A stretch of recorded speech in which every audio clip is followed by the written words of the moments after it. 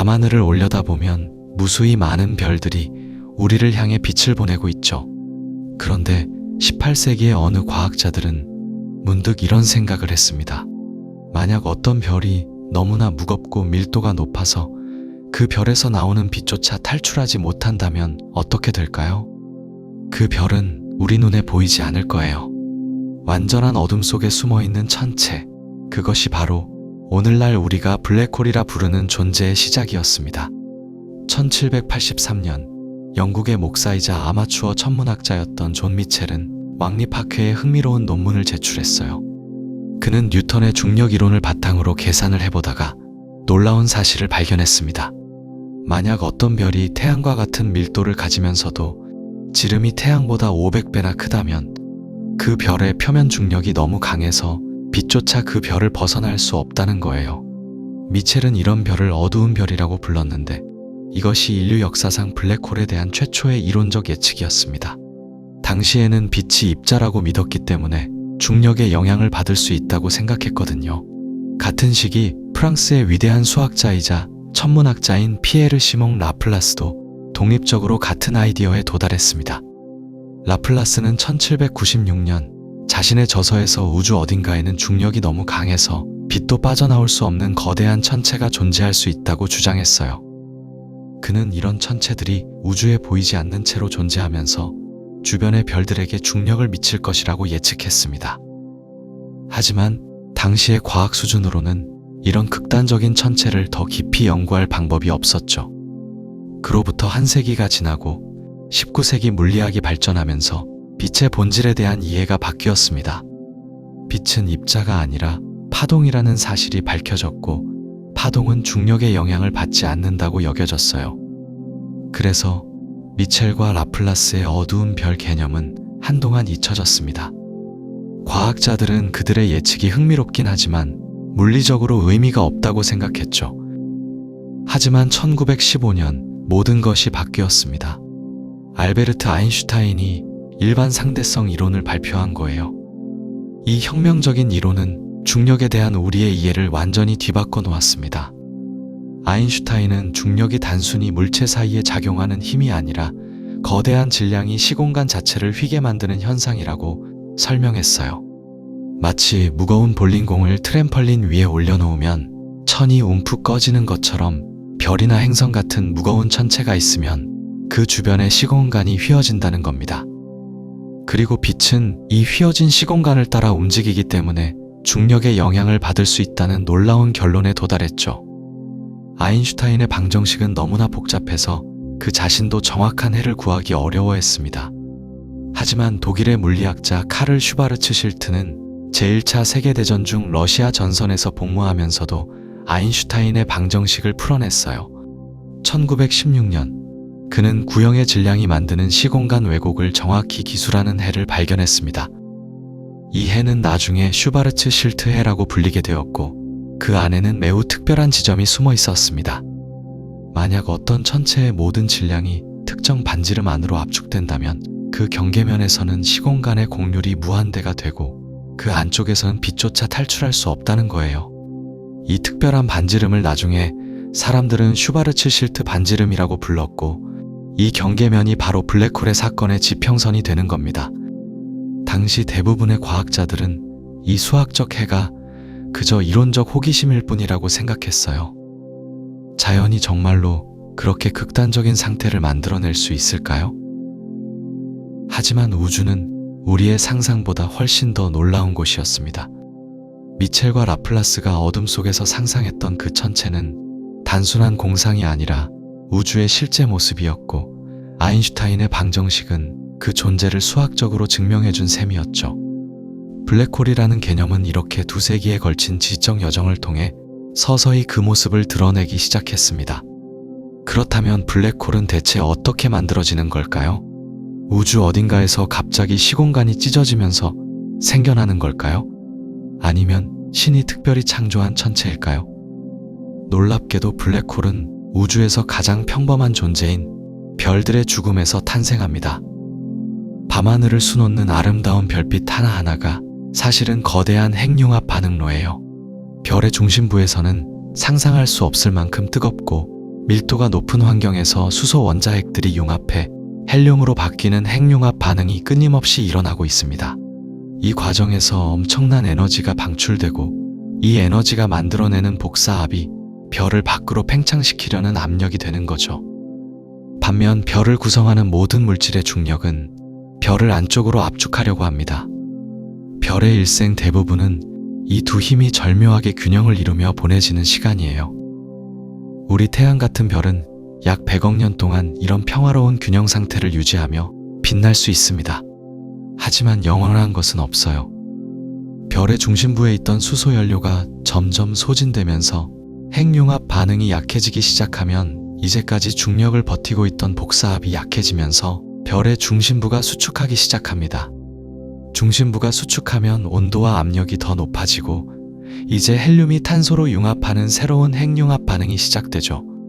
이런 식으로 별은 점점 더 무거운 원소들을 만들어내면서 생명을 이어갑니다. 탄소에서 산소로, 산소에서 네온으로, 네온에서 마그네슘으로, 그리고 규소를 거쳐 마침내 철까지 도달하게 되는 거예요. 하지만 철은 특별한 원소입니다. 철보다 가벼운 원소들을 융합시키면 에너지가 방출되지만 철을 융합시키려면 오히려 에너지를 투입해야 해요. 다시 말해 철은 핵융합의 종착역인 셈이죠. 태양보다 최소한 8배 이상 무거운 거대한 별들은 결국 중심부의 철로 이루어진 거대한 핵을 갖게 됩니다. 이 철핵은 점점 커지면서 태양 질량의 약 1.4배 정도에 도달하게 되는데 이 순간이 바로 별의 운명이 결정되는 임계점이에요. 더 이상 핵융합으로 에너지를 만들어낼 수 없게 된 철핵은 자신의 무게를 버틸 수 없게 되고 순식간에 중력 붕괴가 시작됩니다. 이 붕괴는 정말 순식간에 일어나요. 불과 몇 초 만에 지구 크기만 했던 철핵이 고작 수십 킬로미터 크기로 압축되어 버립니다. 상상해 보세요. 태양 질량 이상의 물질이 서울 크기만한 공간으로 쪼그라드는 거예요. 이 과정에서 물질의 밀도는 상상을 초월할 정도로 높아집니다. 원자핵과 전자가 서로 압축되어 중성자로 바뀌면서 중성자별이 탄생하게 되죠.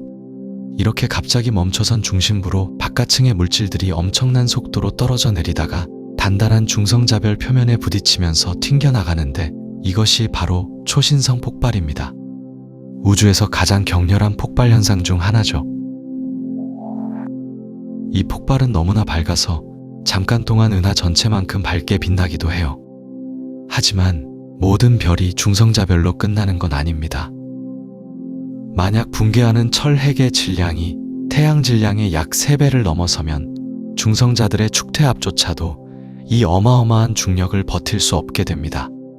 중성자별이 되어 멈춰야 할 붕괴가 멈추지 않고 계속되는 거예요. 물질은 점점 더 작은 공간으로 압축되고 밀도는 무한대로 치솟으면서 시공간의 곡률도 무한대가 됩니다. 마침내 슈바르츠 실트 반지름 안쪽으로 모든 물질이 함몰되는 순간 블랙홀이 탄생하는 겁니다. 이 순간부터 우주의 그 어떤 것도 빛조차도 그 경계를 넘어서면 다시는 빠져나올 수 없는 영역이 생겨나게 되죠. 블랙홀의 탄생은 그야말로 물질의 궁극적인 패배이면서 동시에 중력의 완전한 승리입니다. 물질을 구성하던 모든 구조, 원자도 원자핵도 심지어 쿼크마저도 의미를 잃고 오직 순수한 질량으로만 존재하게 됩니다. 그리고 이 질량은 시공간 자체를 완전히 뒤틀어버려서 우주의 나머지 부분과 단절된 영역을 만들어내는 거예요. 별이 핵융합으로 빛나며 보낸 수억 년의 시간이 단 몇 초 만에 우주에서 가장 극단적인 천체로 변신하는 겁니다. 이것이 바로 블랙홀이 태어나는 방식이에요. 별들의 화려했던 일생이 막을 내리는 순간 우주는 그 자리에 가장 신비로운 존재를 남겨놓습니다. 블랙홀이 탄생하는 순간 우주에는 하나의 특별한 경계가 생겨납니다. 이 경계는 눈에 보이지도 않고 만질 수도 없지만 우주에서 가장 절대적인 선이에요. 이 선을 넘는 순간 그 어떤 것도 다시는 돌아올 수 없게 되거든요. 우리는 이 경계를 사건의 지평선이라고 부릅니다. 마치 수평선 너머로 배가 사라지면 더 이상 볼 수 없듯이 이 지평선을 넘어간 모든 것은 우주의 나머지 부분에서 영원히 사라져버리는 거죠. 사건의 지평선의 크기는 블랙홀의 질량에 따라 결정됩니다. 독일의 천문학자 카를 슈바르츠 실트는 아인슈타인의 일반 상대성 이론 방정식을 풀어서 이 경계의 반지름을 계산해냈어요. 그래서 우리는 이것을 슈바르츠 실트 반지름이라고 부릅니다. 계산 방식은 놀랍도록 간단한데 블랙홀의 질량에 비례해서 반지름이 커지는 거예요.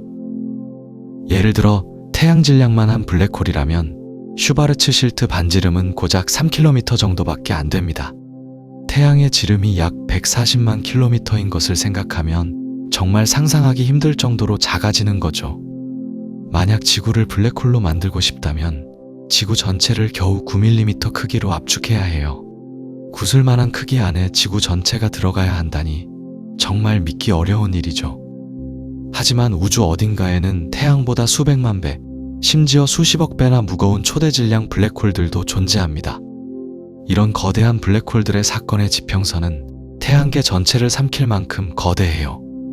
우리 은하 중심에 있는 블랙홀도 태양 질량의 약 400만 배나 되는데 그 사건의 지평선의 지름은 수천만 킬로미터에 달합니다. 그런데 흥미로운 점은 블랙홀이 크면 클수록 평균 밀도는 오히려 낮아진다는 거예요. 초대 질량 블랙홀의 사건의 지평선 근처 평균 밀도는 때로는 물보다도 낮을 수 있습니다. 물론 중심의 특이점에서는 밀도가 무한대이지만요. 사건의 지평선에 다가가면 시간과 공간에 이상한 일들이 벌어지기 시작합니다. 만약 여러분이 블랙홀로 떨어지는 친구를 멀리서 지켜본다면 정말 기묘한 광경을 목격하게 될 거예요. 친구가 사건의 지평선에 가까워질수록 점점 천천히 움직이는 것처럼 보이기 시작합니다. 시간이 늘어나는 거죠. 그리고 마침내 사건의 지평선에 도달하는 순간 친구의 모습은 완전히 멈춰버린 것처럼 보입니다. 친구가 보내는 빛의 파장도 점점 길어져서 빨갛게 변하다가 결국 적외선, 전파로 바뀌면서 우리 눈에 보이지 않게 되죠. 외부 관찰자의 관점에서는 친구가 영원히 사건의 지평선에 얼어붙은 채로 존재하는 것처럼 보이는 겁니다. 하지만 떨어지는 친구 본인의 입장은 완전히 다릅니다. 친구는 아무런 특별한 벽이나 장벽을 느끼지 못한 채 사건의 지평선을 그냥 통과해버려요. 시간도 정상적으로 흐르는 것처럼 느껴지고요. 사실 사건의 지평선 자체는 물리적인 표면이 아니라 단지 수학적인 경계일 뿐이거든요. 특히 초대 질량 블랙홀의 경우에는 사건의 지평선을 통과하는 순간에도 조수력이 그다지 강하지 않아서 별다른 것을 느끼지 못할 수도 있습니다. 하지만 일단 이 선을 넘고 나면 친구의 운명은 이미 결정되어 버립니다. 아무리 빠르게 움직이려 해도, 심지어 빛의 속도로 날아가려 해도 블랙홀의 중심을 향해 떨어질 수밖에 없게 되는 거예요. 사건의 지평선 안쪽에서는 공간과 시간의 역할이 바뀌어 버립니다. 우리가 사는 세상에서 시간은 과거에서 미래로 흐르고 우리는 공간을 자유롭게 이동할 수 있죠. 하지만 사건의 지평선 안에서는 특이점을 향해 가는 것이 시간의 미래 방향이 되어버립니다. 마치 우리가 시간을 거슬러 과거로 갈 수 없듯이 사건의 지평선 안에서는 특이점에서 멀어지는 방향으로 갈 수 없게 되는 거예요. 특이점으로 향하는 것이 시간이 흐르는 방향 자체가 되어버리거든요. 그래서 사건의 지평선을 넘어간 모든 것은 필연적으로 중심의 특이점에 도달할 수밖에 없습니다. 그렇다면 사건의 지평선을 넘어가면 정확히 어떤 일이 벌어질까요? 블랙홀로 떨어지는 물체는 점점 더 강력한 조수력을 경험하게 됩니다. 조수력이란 중력이 거리에 따라 달라지면서 생기는 힘이에요. 발이 머리보다 블랙홀에 더 가까우면 발에 작용하는 중력이 훨씬 강해지겠죠. 이 차이가 점점 커지면서 물체는 세로 방향으로는 늘어나고 가로 방향으로는 압축되기 시작합니다. 천문학자들은 이 과정을 스파게티화라고 부르는데 마치 국수가 뽑히듯이 물체가 길게 늘어나기 때문이에요. 결국 원자 결합도 분자 결합도 모두 끊어지면서 물질은 가느다란 원자들의 줄기로 변하게 됩니다. 사건의 지평선은 블랙홀의 표면처럼 보이지만 사실 물리적인 표면은 아닙니다. 진짜 블랙홀의 중심에는 특이점이라는 것이 있는데 여기서는 밀도와 시공간의 곡률이 무한대가 되어버려요. 우리가 알고 있는 물리 법칙들이 더 이상 적용되지 않는 곳이죠. 사건의 지평선은 이 특이점을 우주의 나머지 부분으로부터 숨기는 일종의 우주적 검열관 같은 역할을 합니다. 만약 사건의 지평선이 없다면 특이점이 우주에 드러나게 되는데 이를 알몸 특이점이라고 부릅니다. 하지만 우주 검열 가설에 따르면 자연은 이런 알몸 특이점을 허용하지 않아요.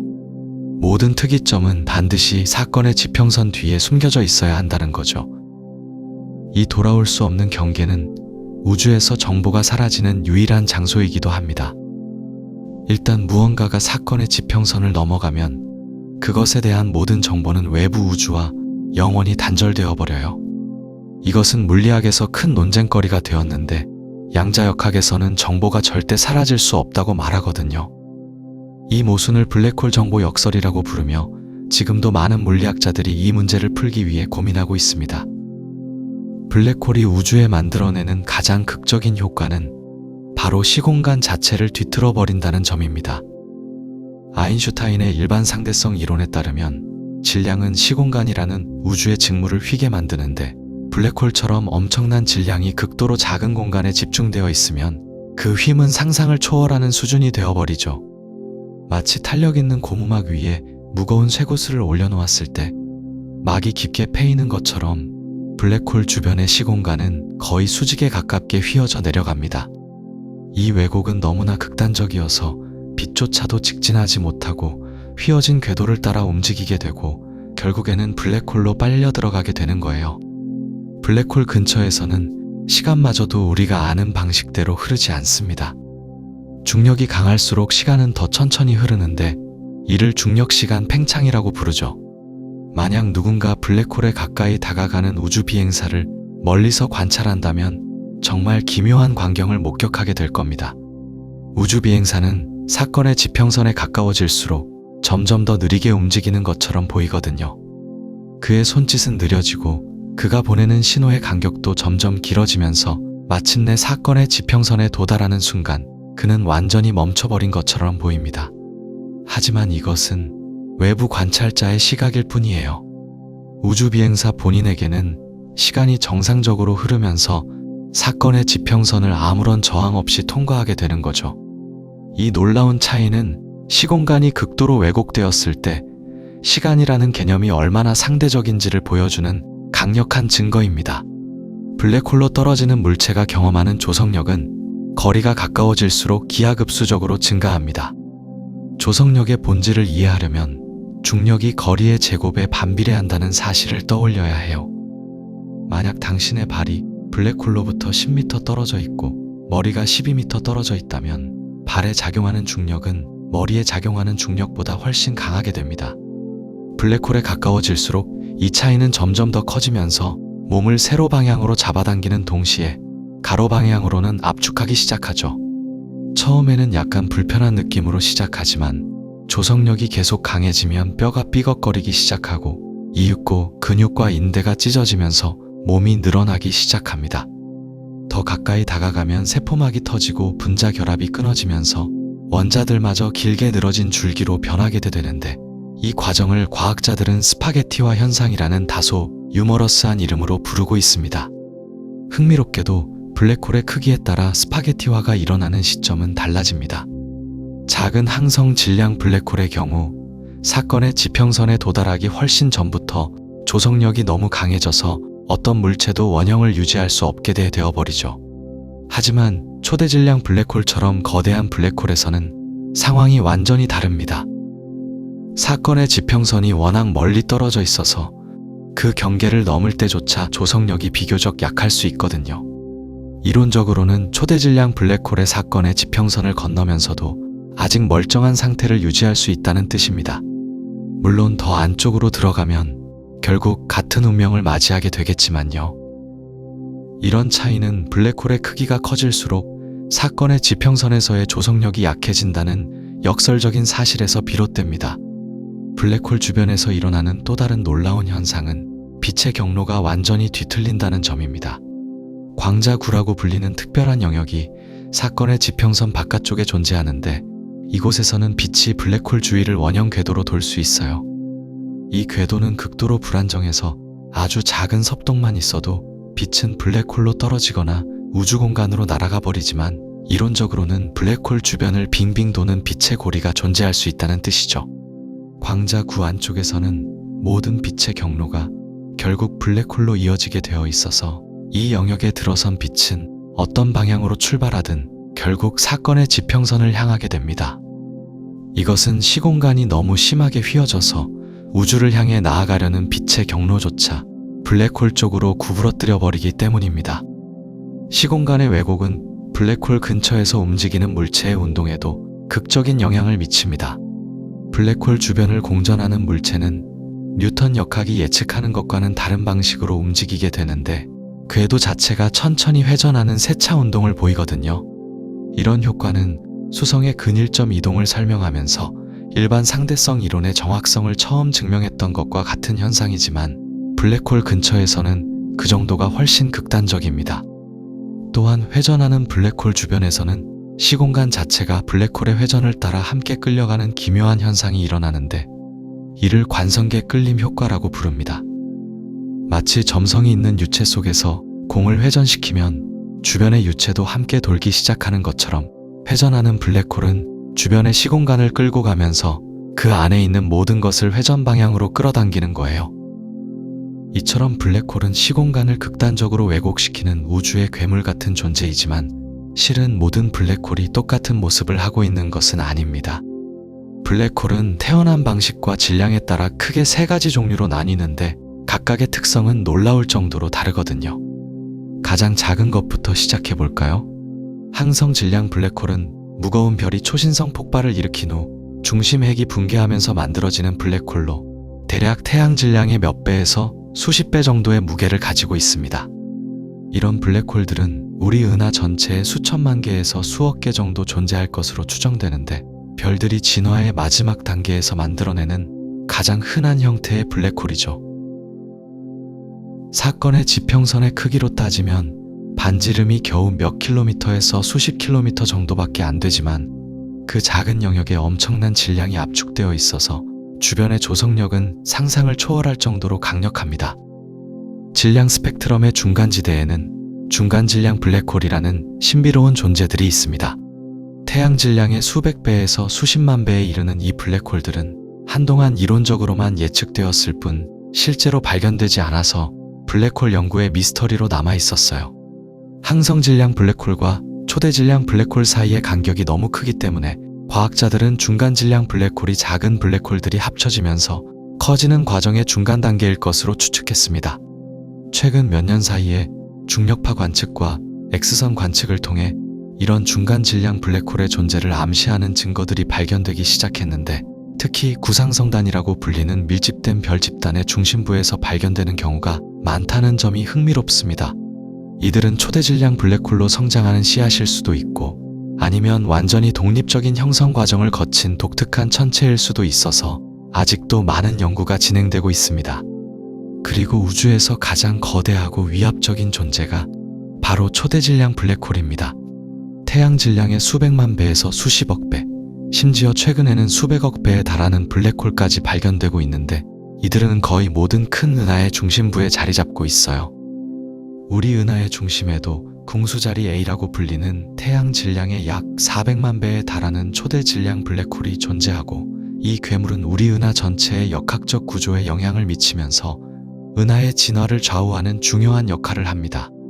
초대질량 블랙홀의 사건의 지평선은 상상을 뛰어넘는 크기인데 예를 들어 태양 질량의 10억 배 블랙홀의 경우 사건의 지평선의 반지름이 약 30억 킬로미터로 태양에서 천왕성까지의 거리보다도 더 멉니다. 이렇게 거대한 블랙홀이 어떻게 형성되었는지는 아직도 완전히 밝혀지지 않은 우주의 큰 수수께끼 중 하나예요. 블랙홀을 분류하는 또 다른 중요한 기준은 회전입니다. 실제로 우주의 모든 블랙홀은 어느 정도 회전하고 있을 가능성이 높은데 왜냐하면 블랙홀을 만든 별이나 물질도 회전하고 있었을 테니까요. 회전하는 블랙홀을 커 블랙홀이라고 부르며 회전하지 않는 이상적인 슈바르츠실트 블랙홀과는 완전히 다른 구조를 가지고 있습니다. 커 블랙홀은 하나가 아닌 2개의 지평선을 갖는데 바깥쪽 지평선은 사건의 지평선이고 안쪽 지평선은 코시 지평선이라고 불립니다. 두 지평선 사이의 영역은 에르고스피어라는 특별한 공간으로 이곳에서는 시공간 자체가 블랙홀의 회전 방향으로 끌려가는 속도가 너무 빨라서 어떤 물체도 정지 상태를 유지할 수 없어요. 마치 강력한 소용돌이 속에서 제자리에 서 있을 수 없는 것처럼 에르고스피어 안에 있는 모든 것은 블랙홀의 회전을 따라 움직일 수밖에 없게 됩니다. 이론적으로 블랙홀의 에르고스피어에서는 에너지를 추출할 수도 있다고 알려져 있는데 펠로즈 과정이라고 불리는 이 메커니즘은 먼 미래의 고도로 발달한 문명이 블랙홀을 에너지원으로 활용할 수 있는 가능성을 제시합니다. 블랙홀의 회전이 만들어내는 시공간의 소용돌이는 단순히 이론적 호기심으로 끝나지 않습니다. 실제로 블랙홀 주변에서 일어나는 가장 극적이고 장관을 이루는 현상들은 바로 이 회전과 깊이 연결되어 있거든요. 블랙홀은 완벽한 어둠의 존재지만 역설적이게도 우주에서 가장 밝은 빛을 만들어내는 천체이기도 합니다. 이 놀라운 역설의 비밀은 블랙홀 주변을 맴도는 물질들의 춤, 바로 강착 원반에 있어요. 블랙홀 근처를 지나가는 가스나 먼지 또는 불운하게도 너무 가까이 다가온 별의 파편들은 블랙홀의 강력한 중력에 이끌려 곧장 떨어지지 않고 블랙홀 주변을 빠르게 공전하기 시작합니다.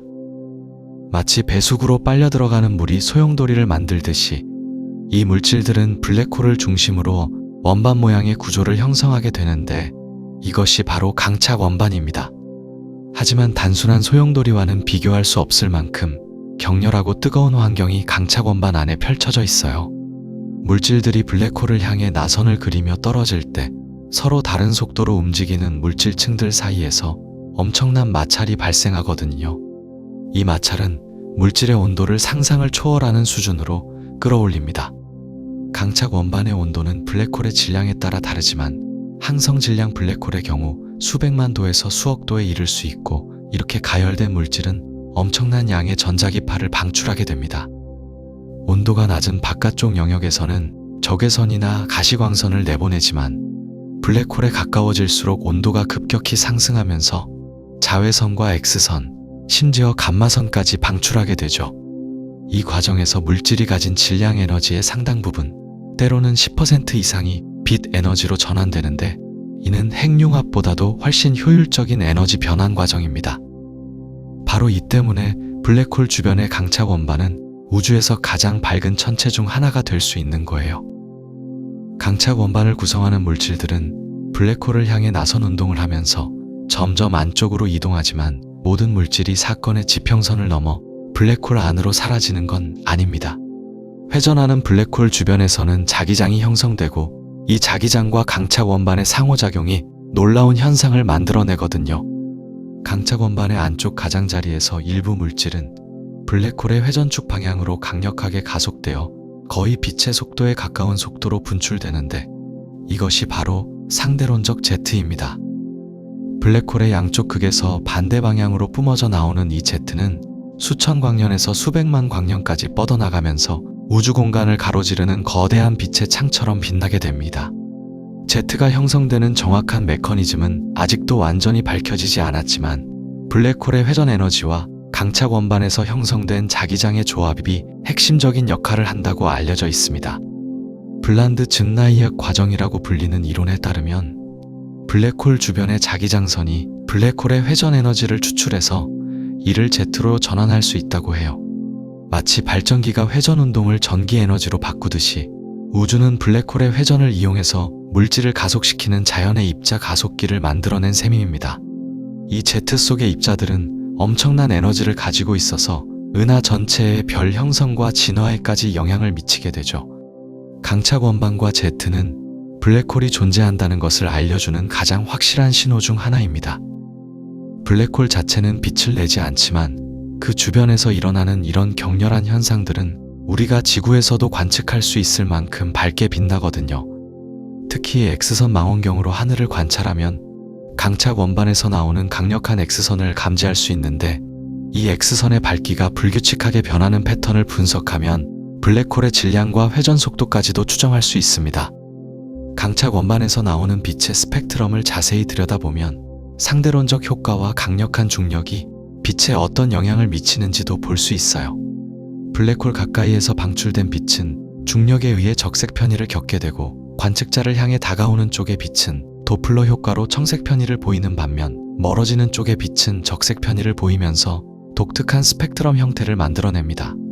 이런 관측들을 통해 우리는 블랙홀 주변에서 무슨 일이 일어나는지 이해할 수 있게 되었지만, 1970년대에 한 물리학자가 전혀 예상치 못한 질문을 던지면서 블랙홀에 대한 우리의 이해는 근본적으로 바뀌게 됩니다. 스티븐 호킹이라는 이름의 영국 물리학자는 블랙홀을 양자역학의 관점에서 들여다보기 시작했고, 그가 발견한 것은 물리학계를 충격에 빠뜨린 놀라운 사실이었습니다. 블랙홀이 영원히 존재하는 것이 아니라 천천히 증발해서 결국에는 사라진다는 것이었거든요. 호킹의 발견을 이해하려면 먼저 양자역학이 진공에 대해 뭐라고 말하는지 알아야 합니다. 우리가 생각하는 진공은 아무것도 없는 텅 빈 공간이지만, 양자역학의 세계에서 진공은 결코 비어있지 않아요. 하이젠베르크의 불확정성 원리에 따르면 에너지와 시간은 동시에 정확하게 측정될 수 없기 때문에 아주 짧은 시간 동안에는 에너지 보존 법칙이 잠깐 어겨질 수 있습니다. 이 때문에 진공 상태에서도 입자와 반입자 쌍이 끊임없이 생겨났다가 순식간에 다시 만나 사라지는 일이 일어나고 있어요.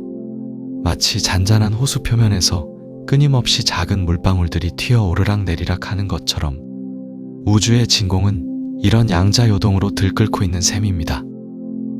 보통의 공간에서는 이렇게 생성된 입자쌍이 너무나 빠르게 다시 만나서 소멸하기 때문에 우리가 관측할 수 있는 실제 효과를 만들어내지 못하는데, 호킹은 블랙홀의 사건의 지평선 바로 근처에서는 이야기가 완전히 달라진다는 것을 깨달았습니다.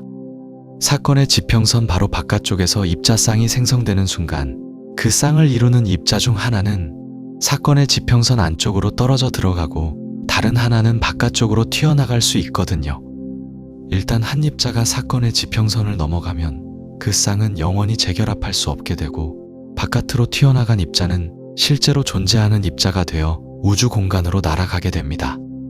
이 과정을 에너지 관점에서 보면 더욱 놀라운 일이 벌어집니다. 사건의 지평선 안으로 떨어진 입자는 음의 에너지를 가지게 되고, 이것은 블랙홀의 질량을 감소시키는 효과를 만들어내요. 반면에 바깥으로 탈출한 입자는 양의 에너지를 가지고 있어서 멀리 있는 관측자가 보기에는 블랙홀이 실제로 입자를 방출하는 것처럼 보이게 됩니다. 블랙홀 자체는 어떤 것도 내보낼 수 없지만, 양자역학적 효과로 인해 블랙홀 바로 바깥에서 입자들이 생성되어 우주 공간으로 날아가는 것이죠. 호킹은 이 복사가 완벽한 열복사의 형태를 띠며 블랙홀이 마치 특정한 온도를 가진 물체처럼 행동한다는 것을 수학적으로 증명했습니다. 더욱 흥미로운 건 블랙홀의 온도가 블랙홀의 질량에 반비례한다는 사실입니다. 질량이 큰 블랙홀일수록 온도가 낮고 작은 블랙홀일수록 온도가 높아요.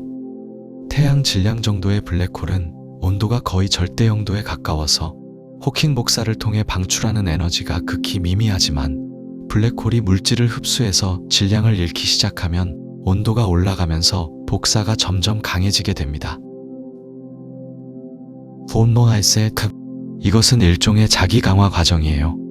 블랙홀이 복사를 방출하면서 질량을 잃으면 온도가 올라가고, 온도가 올라가면 더 많은 복사를 방출하게 되면서 질량 손실이 가속화되는 거죠. 블랙홀의 마지막 순간에는 엄청난 양의 에너지를 폭발적으로 방출하면서 사라지게 됩니다. 호킹 복사의 발견은 물리학에서 가장 중요한 업적 중 하나로 여겨지는데, 그 이유는 이것이 일반 상대성 이론과 양자역학이라는 두 거대한 이론을 하나로 연결하는 최초의 진지한 시도였기 때문입니다.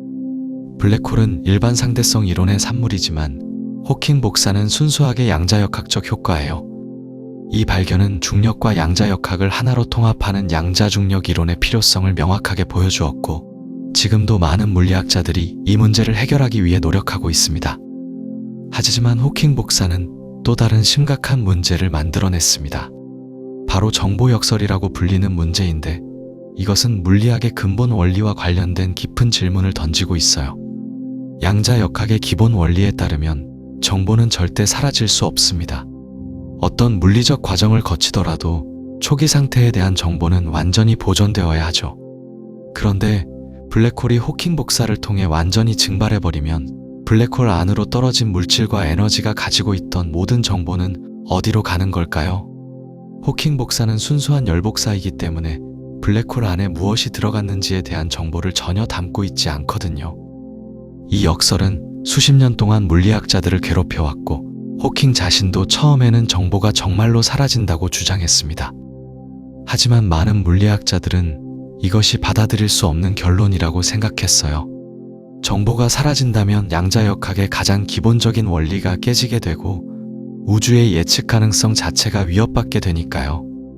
결국 호킹은 2004년에 자신의 입장을 바꾸어 정보가 어떤 방식으로든 보존된다고 인정했지만 정확히 어떻게 정보가 보존되는지는 아직도 완전히 밝혀지지 않았습니다. 현재 가장 유력한 설명 중 하나는 정보가 호킹 복사의 매우 미묘한 양자 상관관계의 형태로 암호화되어 방출된다는 것인데, 이를 정확히 이해하려면 양자 중력 이론이 완성되어야 할 것 같습니다. 블랙홀의 신비를 탐구하다 보면 우리는 필연적으로 더 큰 규모의 우주로 시선을 돌리게 되는데, 그곳에서 우리는 상상을 초월하는 거대한 블랙홀들을 만나게 됩니다. 항성 질량 블랙홀이 태양 질량의 수십 배 정도라면 은하 중심에 자리 잡은 초대 질량 블랙홀은 태양 질량의 수백만 배에서 수십억 배에 이르는 어마어마한 질량을 가지고 있거든요. 이 거대한 괴물들은 단순히 크기만 큰 것이 아니라 은하 전체의 운명을 좌우하는 중요한 역할을 하고 있습니다. 놀라운 사실은 거의 모든 큰 은하의 중심에 초대 질량 블랙홀이 존재한다는 점입니다. 이것은 우연이 아니에요. 블랙홀과 은하는 함께 성장하고 함께 진화해 왔으며 서로에게 깊은 영향을 미치면서 오늘날 우리가 관측하는 우주의 모습을 만들어냈습니다. 천문학자들은 수십 년 동안 은하 중심부에서 이상한 현상들을 관찰해 왔는데, 별들이 믿을 수 없을 만큼 빠른 속도로 움직이고 있었고 엄청난 양의 에너지가 방출되고 있었으며, 때로는 은하 전체보다 더 밝은 빛이 아주 작은 영역에서 뿜어져 나오고 있었습니다. 이 모든 현상을 설명할 수 있는 유일한 답은 그곳에 엄청난 질량이 매우 작은 공간 내에 집중되어 있다는 것이었고, 그것이 바로 초대 질량 블랙홀이었죠.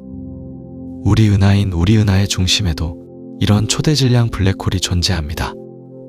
궁수자리 방향으로 약 26,000 광년 떨어진 곳에 위치한 이 블랙홀은 궁수자리 A스타라는 이름으로 불리는데, 태양 질량의 약 400만 배에 달하는 질량을 가지고 있어요.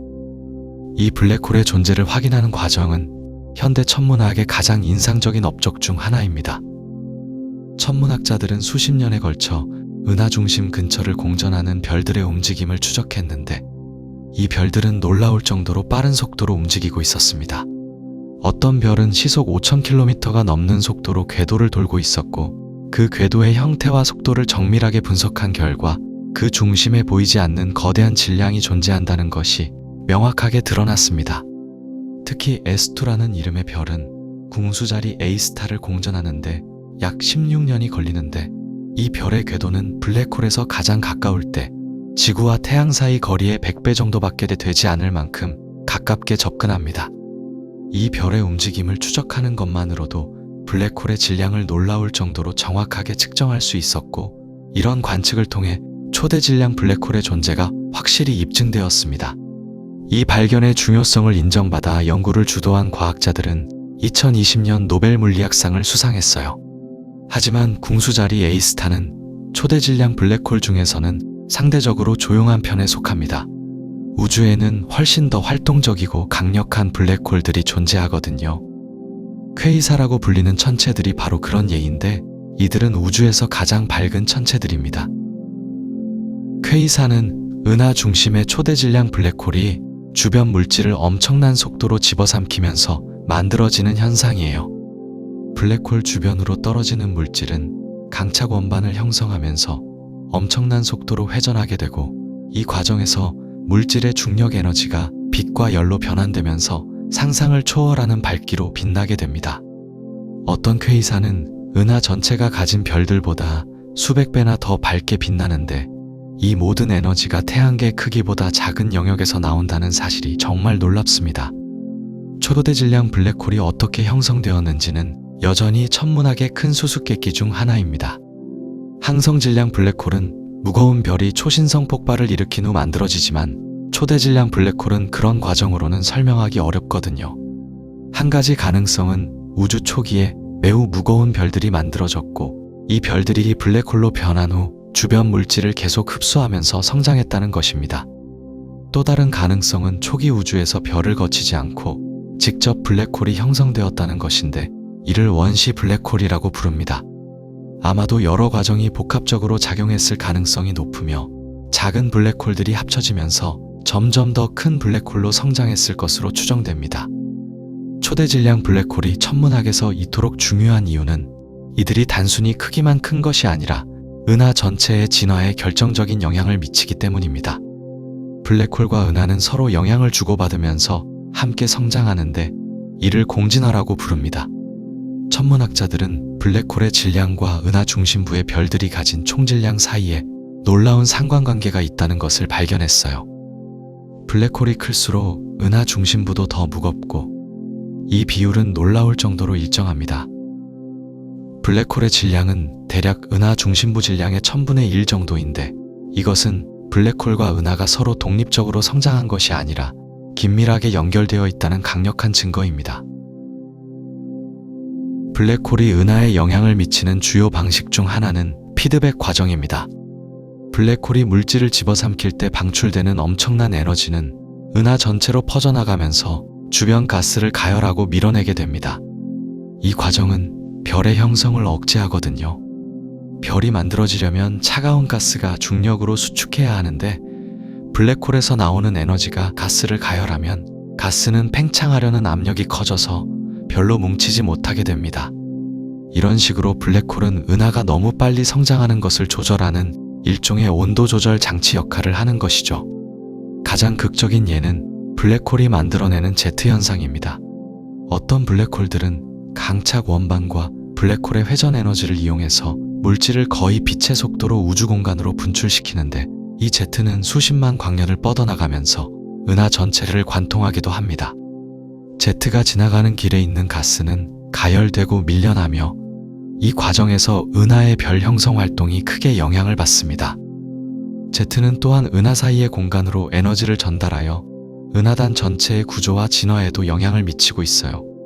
이처럼 블랙홀은 은하의 운명을 좌우하는 숨은 지배자로서 우주의 진화에 깊숙이 관여하고 있지만 정작 블랙홀 자체는 빛조차 빠져나올 수 없기 때문에 직접 관측하는 것이 불가능했습니다.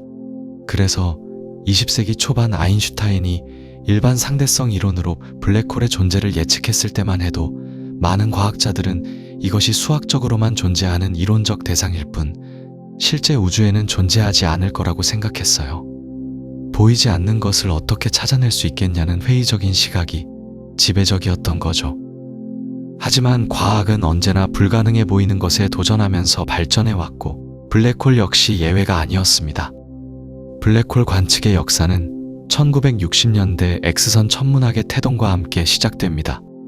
당시 과학자들은 로켓에 X선 검출기를 실어 대기권 밖으로 쏘아 올리기 시작했는데 지구대기가 우주에서 오는 X선을 차단하기 때문에 우주 공간에 나가야만 이런 고에너지 복사를 관측할 수 있었거든요. 1964년 과학자들은 100조짜리 방향에서 유난히 강한 X선을 방출하는 천체를 발견했고 이것에 100조짜리 X1이라는 이름을 붙였습니다. 이 천체는 너무나 밝은 X선을 내뿜고 있었는데 일반적인 별이 내는 X선보다 수천 배나 강력했어요. 과학자들은 이 엄청난 에너지가 어디서 오는지 궁금해하기 시작했습니다. 100조짜리 X1의 정체를 밝히기 위한 연구가 계속되면서 천문학자들은 이 X선원 근처에 푸른색 초거성이 있다는 것을 발견했습니다. 더 놀라운 것은 이 거대한 별이 보이지 않는 무언가를 중심으로 빠르게 공전하고 있다는 사실이었어요. 별의 움직임을 분석하자 그 보이지 않는 동반성의 질량이 태양의 약 15배에 달한다는 계산이 나왔습니다. 그런데 그 정도로 무거운 천체가 빛을 내지 않는다는 것은 매우 이상한 일이었죠. 중성자별은 태양 질량의 3배를 넘을 수 없다는 이론적 한계가 있었기 때문에 이 보이지 않는 천체는 블랙홀일 수밖에 없다는 결론에 도달하게 되었습니다. 초거성에서 흘러나온 가스가 블랙홀로 떨어지면서 엄청난 속도로 회전하고 그 과정에서 마찰로 가열되어 수백만 도에 달하는 온도가 되면서 강력한 X선을 방출하고 있었던 거예요. 100조짜리 X1의 발견은 블랙홀이 단순한 이론이 아니라 실제로 우주에 존재하는 천체라는 것을 보여준 첫 번째 증거였습니다. 이후 수십 년 동안 천문학자들은 비슷한 방법으로 수많은 항성 질량 블랙홀을 발견했고, 블랙홀은 우주에서 드물지 않은 천체라는 것이 밝혀졌어요. 하지만 블랙홀 주변에서 나오는 간접적인 신호를 관측하는 것과 블랙홀 자체를 직접 보는 것은 전혀 다른 차원의 문제였습니다. 과학자들은 블랙홀이라는 존재를 확신하게 되었지만 여전히 그것을 직접 본 사람은 아무도 없었거든요.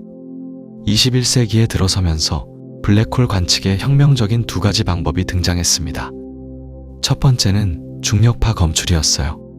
아인슈타인은 일반 상대성 이론에서 거대한 질량이 가속 운동을 하면 시공간에 파동이 생겨서 빛의 속도로 퍼져나간다고 예측했는데, 이것이 바로 중력파입니다.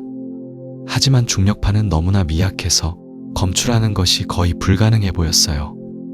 지구를 스쳐 지나가는 중력파는 지구와 태양 사이의 거리를 수소 원자 하나의 크기보다도 작게 변화시킬 뿐이니까요.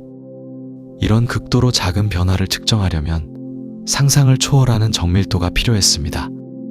2015년 9월 14일, 미국의 레이저 간섭계 중력파 관측소, 즉 라이고는 인류 역사상 처음으로 중력파를 직접 검출하는 데 성공했습니다. 검출된 신호를 분석한 결과 이것은 13억 광년 떨어진 곳에서 태양 질량의 약 30배에 달하는 두 블랙홀이 서로를 공전하다가 충돌하면서 합쳐지는 과정에서 발생한 것이었어요. 두 블랙홀이 마지막 순간에 초당 수백 번씩 서로를 돌면서 점점 가까워지다가 하나로 합쳐지는 그 극적인 순간, 태양 질량의 3배에 해당하는 질량이 순수한 에너지로 변환되어 중력파의 형태로 우주 공간으로 퍼져나갔고, 그 파동이 13억 년을 여행해서 마침내 지구에 도달했던 겁니다. 이 발견은 블랙홀의 존재를 직접적으로 증명했을 뿐만 아니라 블랙홀이 충돌하고 합쳐질 수 있다는 것, 그리고 우주에는 우리가 생각했던 것보다 훨씬 더 많은 블랙홀이 존재한다는 것을 보여주었습니다. 중력파 검출 이후 천문학자들은 블랙홀을 직접 이미지로 촬영하려는 더욱 야심찬 프로젝트에 도전했습니다. 사건의 지평선 망원경이라는 이름의 이 프로젝트는 전 세계에 흩어진 여러 전파 망원경을 연결해서 지구 크기만 한 거대한 가상의 망원경을 만드는 것이었어요. 블랙홀 자체는 볼 수 없지만 블랙홀 주변에 뜨겁게 빛나는 물질과 블랙홀의 그림자를 촬영할 수 있다면 블랙홀의 존재를 시각적으로 증명할 수 있을 거라고 생각했던 거죠. 목표는 천여짜리 은하단에 있는 거대 타원 은하 M87의 중심에 자리한 초대 질량 블랙홀이었습니다. 이 블랙홀은 태양 질량의 65억 배에 달하는 괴물 같은 존재였고 5,500만 광년이나 떨어져 있었지만 워낙 거대해서 관측이 가능할 것으로 예상되었어요. 2017년 4월, 전 세계의 8개 전파 망원경이 동시에 M87의 중심을 관측하기 시작했습니다. 칠레의 안데스 산맥, 하와이의 마우나케아 화산, 남극의 빙하위, 스페인의 시에라네바다 산맥 등 지구 곳곳에 흩어진 망원경들이 며칠 동안 엄청난 양의 데이터를 수집했어요. 수집된 데이터는 너무 방대해서 인터넷으로 전송하는 것이 불가능할 정도였고 하드디스크에 담아서 비행기로 운반해야 했습니다. 그 후 2년에 걸친 복잡한 데이터 처리와 분석 과정을 거쳐 2019년 4월 10일, 인류는 마침내 블랙홀의 첫 이미지를 공개할 수 있었습니다. 공개된 이미지는 온 세상을 놀라게 했습니다. 오렌지색으로 빛나는 고리 한가운데 완벽하게 어두운 그림자가 있었는데, 그 그림자가 바로 블랙홀의 사건의 지평선이었어요. 빛나는 고리는 블랙홀 주변을 맹렬하게 돌고 있는 물질이 내는 빛이었고, 중심의 어두운 부분은 빛조차 빠져나올 수 없는 블랙홀 자체의 그림자였습니다. 이 이미지는 아인슈타인의 예측이 정확했다는 것을 극적으로 보여주었고, 100년 넘게 이론으로만 존재하던 블랙홀이 실제로 우주에 있다는 것을 누구나 눈으로 확인할 수 있게 해주었습니다. 보이지 않는 것을 보려는 인류의 노력이 마침내 결실을 맺은 순간이었죠. 블랙홀의 첫 이미지가 공개되고 나서 과학계는 환호했지만, 동시에 과학자들은 이것이 끝이 아니라 새로운 시작이라는 것을 알고 있었습니다. 블랙홀의 존재를 확인한 것은 분명 위대한 성취였지만, 블랙홀이라는 존재는 여전히 우리가 풀지 못한 수많은 수수께끼를 품고 있거든요. 어쩌면 블랙홀은 우주가 우리에게 던지는 가장 근본적인 질문들의 집합체인지도 모릅니다. 그 질문들 중 가장 오래되고 가장 당혹스러운 것이 바로 정보 역설이라는 문제예요. 양자역학의 기본 원리에 따르면 우주의 정보는 절대 사라질 수 없습니다. 책을 불태우면 재가 되고 연기가 되지만 이론적으로는 그 재와 연기의 상태를 완벽하게 분석하면 원래 책에 무엇이 적혀 있었는지 복원할 수 있다는 거죠. 하지만 블랙홀은 이 원칙에 정면으로 도전합니다. 블랙홀에 무언가가 떨어지면 그 물질에 담겨있던 모든 정보가 사건의 지평선 너머로 사라져버리는 것처럼 보이거든요. 그리고 스티븐 호킹이 발견한 것처럼 블랙홀은 호킹 복사를 통해 천천히 증발하는데 이 복사는 완전히 무작위적인 열복사여서 블랙홀이 삼킨 정보를 전혀 담고 있지 않은 것처럼 보입니다. 정보가 영원히 사라진다면 양자역학의 근본 원리가 무너지고 정보가 어떻게든 보존된다면 일반 상대성 이론이 틀렸다는 뜻이 되는 거예요. 이 딜레마는 수십 년 동안 물리학자들을 괴롭혀왔고 아직도 완전히 해결되지 않았습니다. 최근 몇몇 이론 물리학자들은 정보가 사실은 사라지지 않고 블랙홀의 사건의 지평선 표면에 홀로그램처럼 저장된다는 대담한 아이디어를 제시했어요.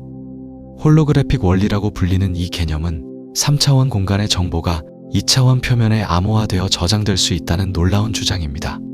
마치 홀로그램 스티커가 평평한 표면이지만 3차원 이미지를 담고 있는 것처럼 블랙홀의 표면이 내부의 모든 정보를 담고 있을지도 모른다는 거죠.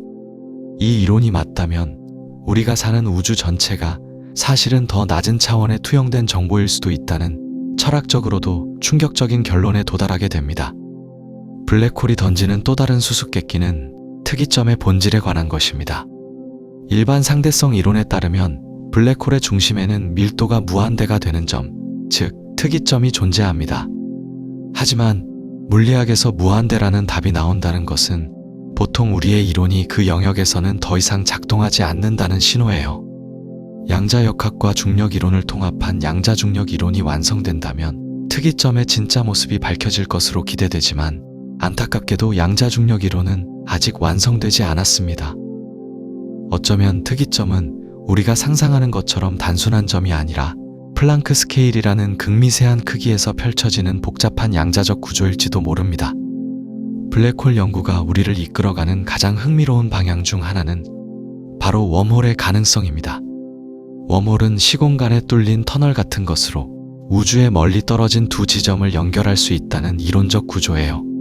아인슈타인과 네이선 로젠이 처음 제안했을 때는 순수하게 수학적 호기심에서 비롯된 개념이었지만 최근 연구들은 블랙홀이 웜홀과 깊은 관련이 있을 수 있다는 단서들을 발견하고 있습니다. 특히 양자 얽힘이라는 현상과 웜홀이 수학적으로 같은 구조를 가질 수 있다는 발견은 물리학계를 놀라게 했어요. 만약 이것이 사실이라면 양자역학과 중력을 연결하는 새로운 다리가 될 수 있을 거예요. 하지만 웜홀을 통한 시간여행이나 초광속 여행은 여전히 공상과학의 영역에 머물러 있습니다. 웜홀이 존재한다고 해도 안정적으로 유지하려면 음의 질량을 가진 이국적인 물질이 필요한데 그런 물질이 실제로 존재하는지조차 아직 알 수 없거든요. 더군다나 자연적으로 형성된 웜홀이 있다고 해도 그것이 통과할 수 있을 만큼 클지 얼마나 안정적일지는 완전히 미지수입니다. 어쩌면 우주는 시간여행의 역설을 막기 위해 웜홀이 실용적으로 사용되는 것을 근본적으로 금지하는 법칙을 가지고 있을지도 모릅니다. 블랙홀과 관련된 또 다른 이론적 존재로 화이트홀이 있습니다. 블랙홀이 모든 것을 빨아들인다면 화이트홀은 모든 것을 내뿜는 존재예요. 일반 상대성 이론의 수학은 화이트홀의 존재를 허용하지만 지금까지 우주 어디에서도 화이트홀이 발견된 적은 없습니다. 일부 이론 물리학자들은 빅뱅 자체가 거대한 화이트홀이었을지도 모른다고 추측하기도 해요. 만약 블랙홀과 화이트홀이 웜홀로 연결되어 있다면 블랙홀에 빨려 들어간 물질이 다른 우주나 다른 시공간의 화이트홀로 나올 수도 있다는 상상으로 이어집니다. 물론 이것은 지극히 추측적인 아이디어이고 실제로 그런 일이 가능한지 확인할 방법은 아직 없습니다. 블랙홀 연구의 미래는 더 발전된 관측 기술에 달려 있습니다. 사건의 지평선 망원경 프로젝트는 계속 진행 중이고 더 많은 전파 망원경이 네트워크에 추가되면서 블랙홀 이미지의 해상도는 점점 높아지고 있어요. 과학자들은 우리 은하 중심의 궁수자리 A스타도 촬영하는 데 성공했고 앞으로 더 많은 블랙홀의 상세한 모습을 볼 수 있을 거예요. 이런 관측들은 블랙홀 주변의 극단적인 환경에서 일반 상대성 이론을 더욱 정밀하게 검증할 수 있게 해줄 겁니다. 중력파 천문학도 급속도로 발전하고 있습니다. LIGO와 비르고 외에도 일본의 KAGRA, 인도에 건설 중인 검출기 등 전 세계적인 중력파 관측망이 구축되고 있어요. 이들이 함께 작동하면 중력파의 출처를 훨씬 정확하게 파악할 수 있고 더 약한 신호도 감지할 수 있게 됩니다. 2030년대에는 우주 공간에 거대한 중력파 검출기를 설치하는 LISA 프로젝트가 시작될 예정인데 이것이 완성되면 지상 검출기로는 불가능한 저주파 중력파를 관측해서 초대질량 블랙홀의 합병 같은 우주적 규모의 사건을 직접 관찰할 수 있을 겁니다. 블랙홀 연구는 단순히 블랙홀 자체를 이해하는 것을 넘어서 우주의 근본 법칙을 탐구하는 실험실이 되고 있습니다. 블랙홀은 중력이 가장 강하게 작용하는 곳이자 양자역학의 효과가 중력과 만나는 곳이기 때문에 이 두 이론을 통합하려는 시도에서 핵심적인 역할을 하고 있어요. 끈이론, 루프 양자중력 이론 같은 양자중력 후보 이론들은 모두 블랙홀에서 무슨 일이 벌어지는지 예측하고 그 예측들을 관측과 비교함으로써 검증받으려 하고 있습니다. 블랙홀은 또한 우주의 진화에서 생각보다 훨씬 중요한 역할을 하고 있다는 것이 밝혀지고 있습니다. 거의 모든 대형 은하의 중심에는 초대질량 블랙홀이 있고 이 블랙홀들은 은하의 형성과 진화에 깊숙이 관여하고 있어요. 블랙홀이 물질을 삼키면서 방출하는 엄청난 에너지는 주변 은하의 별 생성을 촉진하기도 하고 억제하기도 하면서 은하 전체의 운명을 좌우함합니다. 우주 초기에 어떻게 그렇게 거대한 블랙홀들이 빠르게 형성될 수 있었는지는 여전히 미스터리이고 이 수수께끼를 풀면 우주의 첫 별들과 은하들이 어떻게 탄생했는지 이해하는 데 큰 도움이 될 거예요. 블랙홀이 우리에게 던지는 가장 철학적인 질문은 아마도 우주의 궁극적 운명에 관한 것일 겁니다. 호킹이 예측한 대로 블랙홀이 증발한다면 먼 미래에는 우주의 모든 블랙홀이 사라지고 오직 희미한 복사만 남게 될 거예요. 우주는 점점 더 차갑고 어둡고 텅 빈 곳이 되어가면서 결국 열적 죽음이라는 상태에 도달할 겁니다. 하지만 이 과정이 정말로 일어날지 그 과정에서 무슨 일이 벌어질지는 아직 완전히 알 수 없습니다. 어쩌면 우주는 우리가 상상하지 못하는 방식으로 자신을 재생시킬 수도 있고 블랙홀의 증발 과정에서 새로운 우주가 탄생할 수도 있어요. 블랙홀을 연구하면 할수록 우리는 더 많은 질문을 마주하게 됩니다. 하지만 그것이 바로 과학의 본질이고 지식의 진정한 의미입니다. 각각의 답은 새로운 질문의 문을 열고 그 질문들은 우리를 더 깊은 이해로 이끌어 가거든요. 블랙홀은 우주에서 가장 극단적이고 신비로운 존재이지만 동시에 우주의 가장 근본적인 진실을 담고 있는 보물상자이기도 합니다. 앞으로 우리가 블랙홀에 대해 무엇을 발견하게 될지, 그 발견들이 우주에 대한 우리의 이해를 어떻게 바꿔놓을지는 아무도 장담할 수 없습니다. 하지만 한 가지는 확실합니다. 블랙홀이라는 우주의 수수께끼는 앞으로도 오랫동안 인류의 호기심과 상상력을 자극하며 우리를 더 깊은 우주의 비밀로 이끌어갈 거라는 것이요. 그리고 그 여정이야말로 우리가 인간으로서 할 수 있는 가장 아름다운 모험일 겁니다.